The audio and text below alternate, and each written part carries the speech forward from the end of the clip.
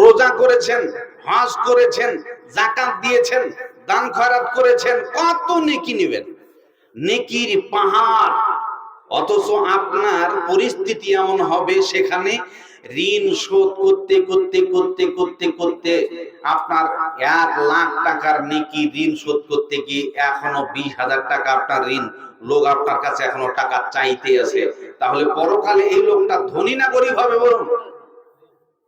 যদি বলুন কি হবে? ফকির, আপনি জাহান্নামে চলে যাবেন। তাহলে এই জায়গাটা, এই পরিস্থিতিটা যে এত বড় কঠিন, এটা আমাদের জানার দরকার আছে না নাই? আছে। এজন্য বিষয়টা অত্যন্ত জটিল, একটু কান লাগাবেন। আশা করা যায় আপনার একটা নতুন ভাবমূর্তি তৈরি হবে ইনশাআল্লাহ। দেখেন, আমি আপনাদেরকে দেখাবো। বিশেষত আমরা মনে করি যে আপনি মনে করছেন ওকে থাপ্পড় মারলাম, এই লোকটা আমি মস্তান, হিম্মত আছে তাই তাকে মারছি, তাকে হুড়াইছি।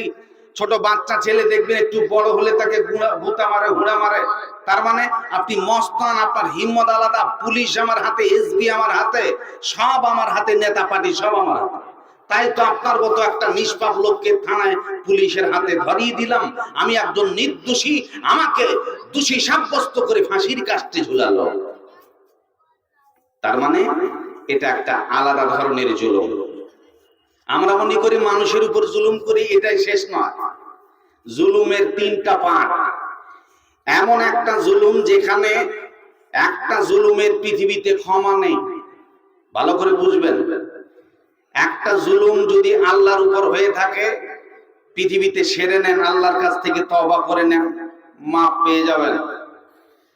আর একটা জুলুম যেখানে নিজের নফসের সাথে নিজের উপর নিজে জুলুম করে ফেলেছেন, ক্ষমা নিয়ে নিন, ছাড় পেয়ে যাবেন।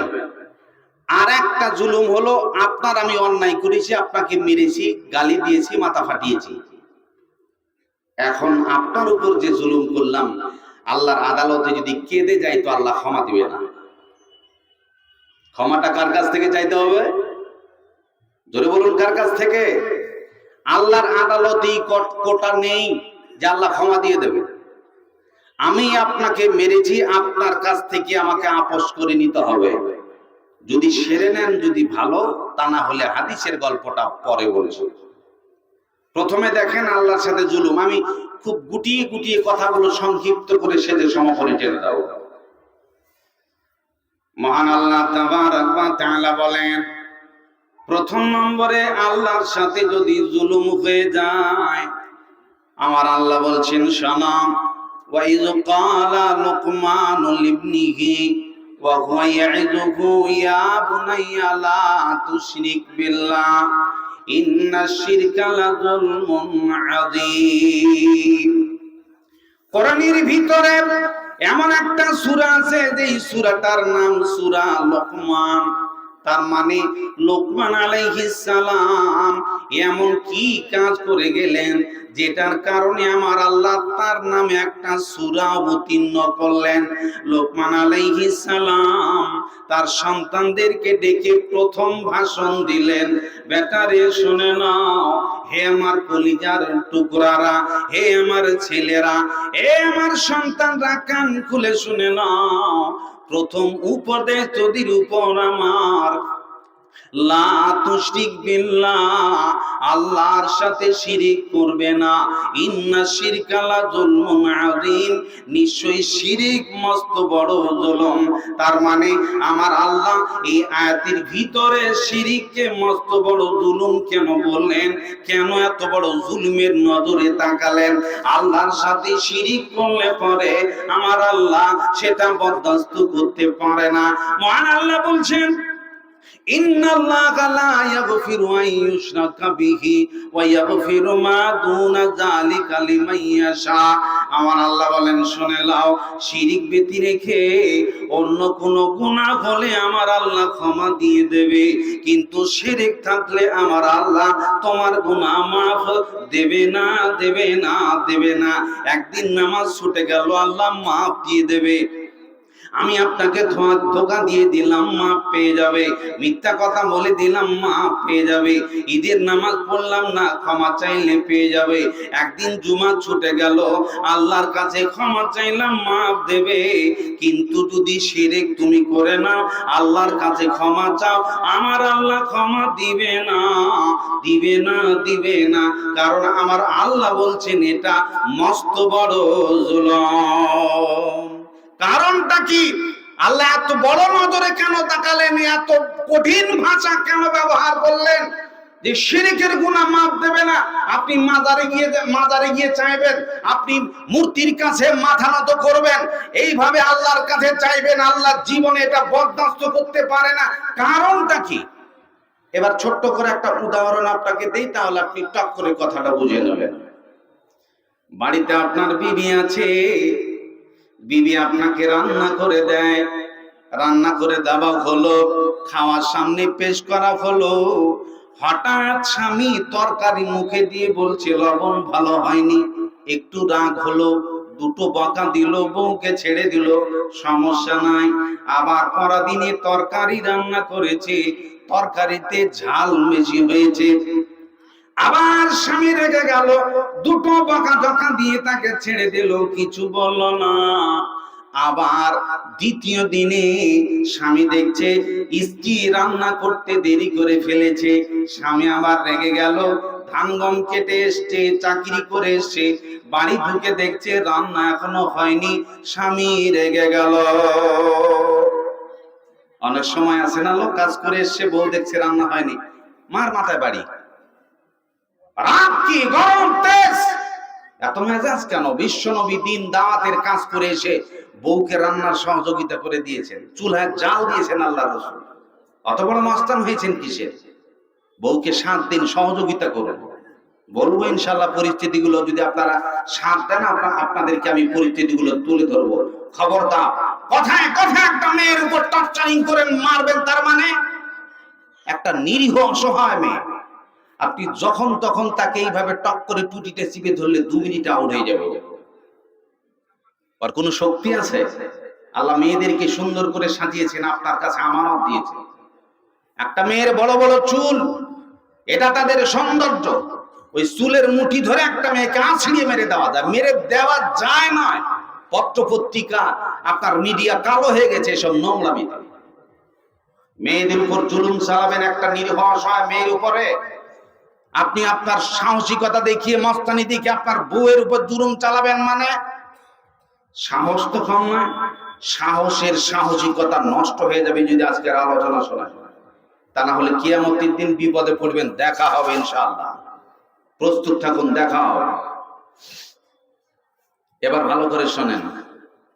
মনে করে নেন স্বামী বারংবার কয়েকবার করে ভুল ধরছে, রান্না ভালো হয়নি, ঝাল বেশি হয়েছে, লবণ বেশি হয়েছে, রান্না দেরি হলো। এরকম ত্রুটি হলে বউকে তালাক দেয় না 2টো বকা দেয়? কি বলেন গো? 2-4টা বকা দেবে না? বউকে কি তালাক দিয়ে দিবে নাকি? কি রে, এরকম কেন উলট পালট হয়? তার মানে এগুলো ক্ষমার যোগ্য, ছোট মোটো এরকম ভুল হলে ক্ষমা দিয়ে দেয়। ভাইরা আমার, এবার আপনি কান লাগান। স্বামী মাদ্রাসা থেকে এসে বাড়িতে, মাওলানা বাড়ি থেকে ক্লাস করে মাদ্রাসা থেকে ফিরে এসে বাড়ি ঢুকছে।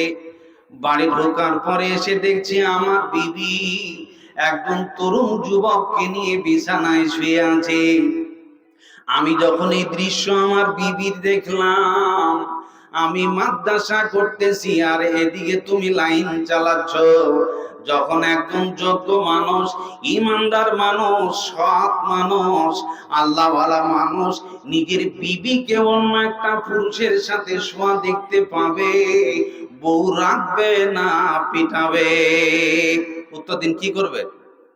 ওই বউ আর বাড়িতে রাখবে? জোরে বলুন, রাখবে? সৎ মানুষ রাখবে না, তার মানে তালাকের যোগ্য বউ। যদি শরীয়তে দণ্ডবিধি অনুসারে তাকে কমর পর্যন্ত পুঁতে মেরে দিতে হবে। সমস্যা এই ছোট্ট ছোট্ট ভুলগুলো হলো আপনি ছেড়ে দিয়েছিলেন, কোনো সমস্যা নেই। কিন্তু এরকম ধরনের অপরাধ যদি বউ করে, আপনি ছেড়ে দিবেন? জোরে বলুন, ছেড়ে দিবেন? না। ভাইরা আমার আল্লাহ তাবারক ওয়া তাআলা এই জন্য তিনি বলছেন কোরআনে, ইন্নাশ শিরকা লাযুলমুন আযীম। মেনে নাও পৃথিবীতে আমার নামাজ ছুটে গেল, আমি আল্লাহ মাফ করে দেব। তুমি একদিন রোজা করনি, ক্ষমা চাও, মাফ করে দেব। নফল সুন্নাত ছুটে গেছে, মাফ করে দেব। দাড়ি কেটেছো, ক্ষমা চেয়েছো, মাফ করে দেব। একদিন তুমি মিথ্যা কথা বললে, ক্ষমা চাও, আমি আল্লাহ মাফ করে দেব। কিন্তু আমি আল্লাহ তোকে সৃষ্টি করলাম, আর আমাকে বাদ দিয়ে যখন তুই মাজারে যাবি আর মন্দিরে গিয়ে মাথা ঠুকে সিজদায় পড়ে যাবি, আমি আল্লাহ এটা বরদাস্ত করতে পারি না। অন্যগুলোকে ক্ষমা করে দেব, কিন্তু আমাকে বাদ দিয়ে অন্য কাউর কাছে যদি মাথা নত করে সাহায্য চাও, আমি আল্লাহ এটা বরদাস্ত করতে পারি না। তাই আমার আল্লাহ বলছেন, ইন্নাশ শিরকা লাযুলমুন আযীম, নিশ্চয়ই শিরক মস্ত বড় জুলুম।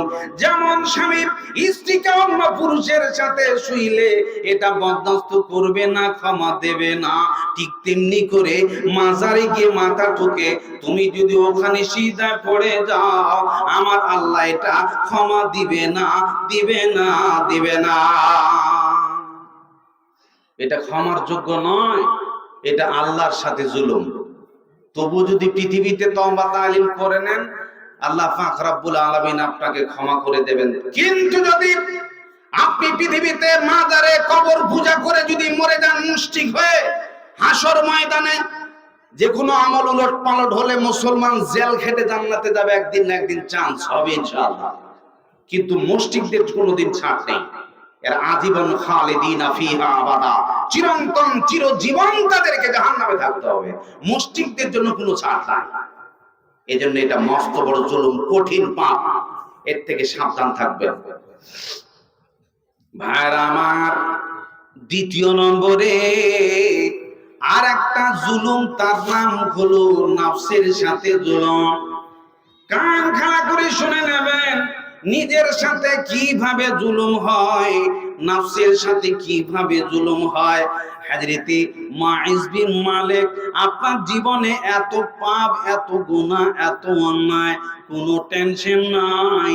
আমি আজকে দেখাবো এক একজন নবীর, এক একজন সাহাবীর ছোট্ট একটি অপরাধের কারণে তাদের ঘুম হারিয়ে গেছে।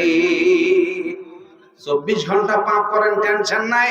হযরতে মুআইজ বিন মালিক বিশ্বনবীর কাছে তিনি গিয়ে বলছেন, ইন্নী ক্বাদ যালামতু নাফসি ওয়া যানাইতু। লম্বা চড়া হাদিস এসেছে। রাসূলের কাছে গিয়ে আত্মসমর্পণ করছেন, আল্লাহর রাসূল, আমি আমার নিজের নফসের উপর জুলুম করে ফেলেছি, আমি জিনা করে ফেলেছি, আমাকে পাক করুন, আমাকে পবিত্র করুন। রাসূল তাকে চেক করলেন, যাচাই করলেন, পাগল টাগল আছে নাকি, মদ খেয়েছে নাকি, এর হুঁশ খারাপ নাকি। তদন্ত করে দেখা গেল না, এরকম কোন পাগলামি তার নেই, লোকটি সুস্থ মেজাজের আছে, কোনো টেনশন তার নেই, হুঁশ জ্ঞান ভালো। রাসূল অর্ডার করলেন, কমর পর্যন্ত পুঁতে তাকে মেরে দেওয়া হলো। এই সাহাবী একটা শব্দ বলেছিলেন, তার মানে তার জীবনে একটা পাপ।